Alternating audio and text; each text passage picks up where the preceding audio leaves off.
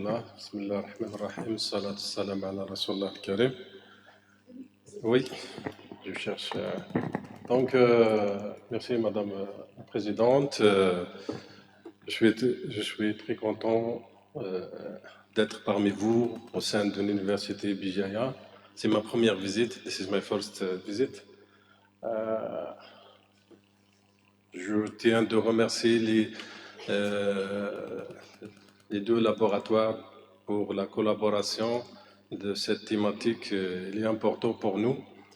Je félicite pour ce qu'on appelle le choix de thématique et en même temps le moment.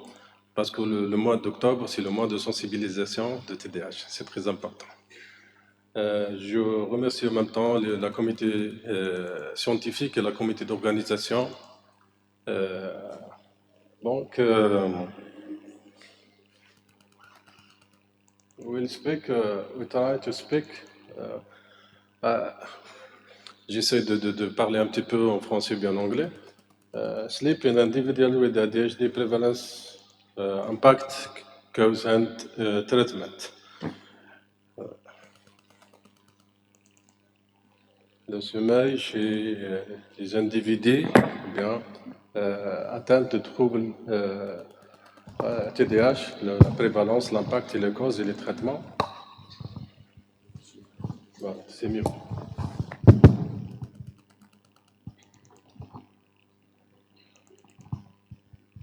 About me, je suis professeur en psychologie clinique au sein de l'université Gherdaya, membre de laboratoire neurosciences et cognitive social, ou bien troubles cognitifs et social affectifs. Et je suis directeur du centre d'aide psychologique universitaire au sein de notre université. En même temps, je suis membre de l'APA, l'Association américaine de psychologie. By presenting the title, we find that collect the keyword sleep, prevalence, impact, cause, and treatment.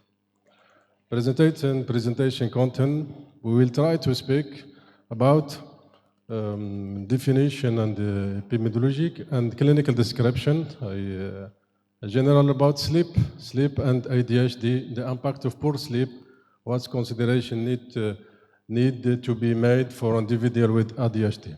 Et j'ai précisé ici, j'essaie de parler un petit peu sur le sommeil et la relation entre sommeil et TDAH, parce que les autres axes, on a déjà vu avec les deux intervenants. D'accord. Ouais. When we speak about sleep, and it's important, we know that sleep, il est important par rapport au système immunitaire, par rapport au mode de régulation, ou bien, c'est-à-dire tout ce qui concerne l'humeur. C'est pour ça qu'on a le problème de troubles de sommeil qui fréquentent généralement tous les troubles psychologiques, notamment la dépression. Par rapport memory mechanism, and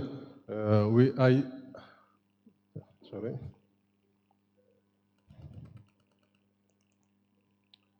And here we speak about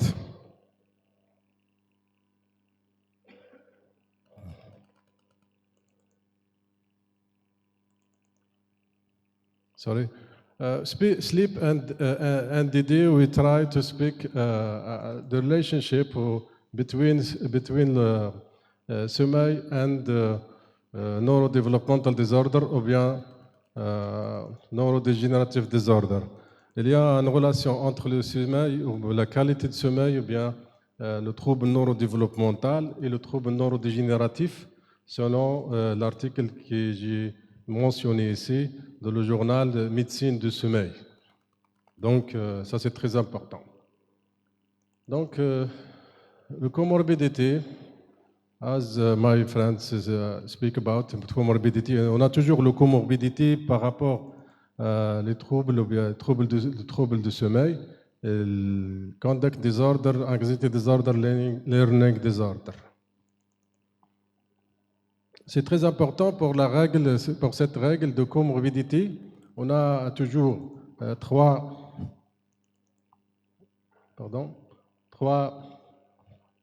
je sais pas,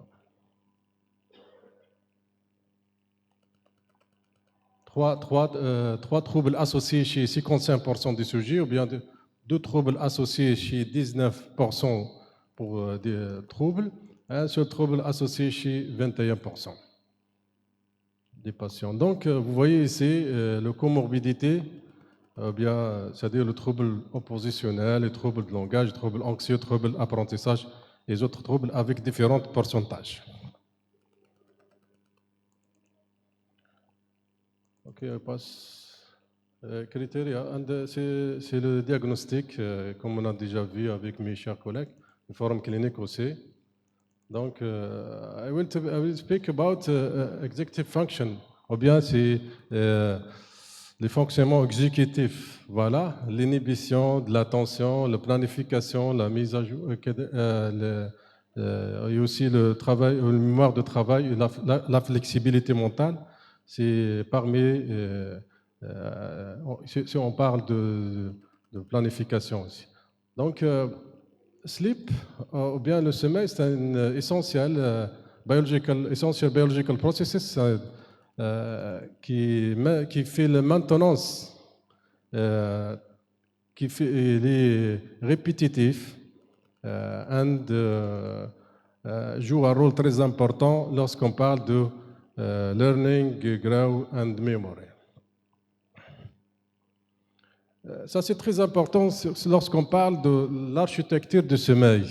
C'est très important parce qu'on se trouve ici le N1 et N2, N3, c'est les phases de sommeil non REM et la phase REM. On a toujours un cycle de sommeil ou bien sleep cycle. Oui, this cycle, oui, c'est très important lorsqu'on parle d'un trouble de sommeil et TDAH. Parce qu'on a déjà des études mentionnées qu'il y a un problème microstructure de la qualité de sommeil et notamment la phase A3, la dernière phase, stage number 3. When we speak about sleep and ADHD, we have a parent as having many more sleep problems. C'est-à-dire il y a toujours la signalisation des parents, on a un problème avec ce type d'enfant. Deuxièmement, c'est-à-dire il y a un meta-analysis of 11 studies found evidence of differences in sleep microstructure and we'll speak aussi this review, this article concluded that stimulant medication, on parle de médicaments, bien le médicament, bien le médicament, stimulant medication can be reduce ou bien can be affect la quality of sleep. These findings were related to medication dose and use and how sleep was assessed and gender.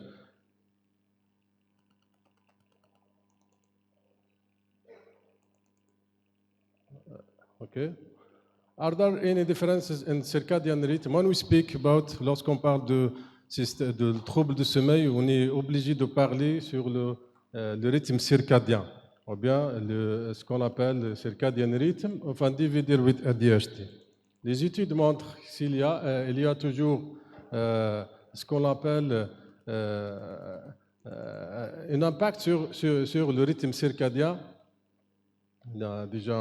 J'ai mentionné quelques études sur l'impact de TDAH sur le rythme circadien. J'essaie de parler un petit peu. What's sleep poor? Impact of sleep, of poor sleep, c'est-à-dire l'impact, on a le taux de stress élevé pour les patients atteints du TDAH. On a, c'est-à-dire comorbidity sleep problem were found to have more severe ADHD. Lorsqu'on a la comorbidité, trouble de sommeil et TDAH, ça va more severity. We will speak about more severity with this patient. Young adult and with ADHD and the sleep problem, we found experience more academic. Il y a toujours un problème scolaire. Et mothers, as Mr. Lawj, we will speak, mothers of children with ADHD and comorbidity sleep have more mental health problems. What consideration, quelles sont les considérations qu'on doit prendre lorsqu'on parle d'un individu with ADHD avec un problème avec un problème de sommeil? La première, on a eu 5, j'ai cité 5 recommandations. L'assessment. It's advised, il est conseillé de prendre en considération l'assessment de troubles de sommeil. Deuxièmement, on essaye de parler sur la comorbidité. On doit prendre en considération la comorbidité. Et troisièmement, stimulant de traitement. Ou bien le traitement, ça va par rapport. Dans quelques cas, on remarque, c'est-à-dire il y a toujours l'augmentation de troubles de sommeil après la prescrite de ce traitement. La période et la comorbidité.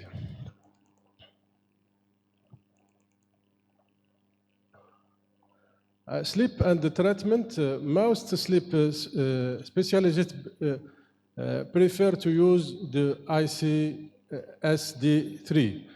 This is international classification of sleep disorder use. This is very important because when we find our colleague in practice, we speak about DSM, only DSM and ICD. This is a specific international classification we can use to explain more about sleep problem of sleep. We speak about CAT-P, ou bien le CAT-P. Sorry.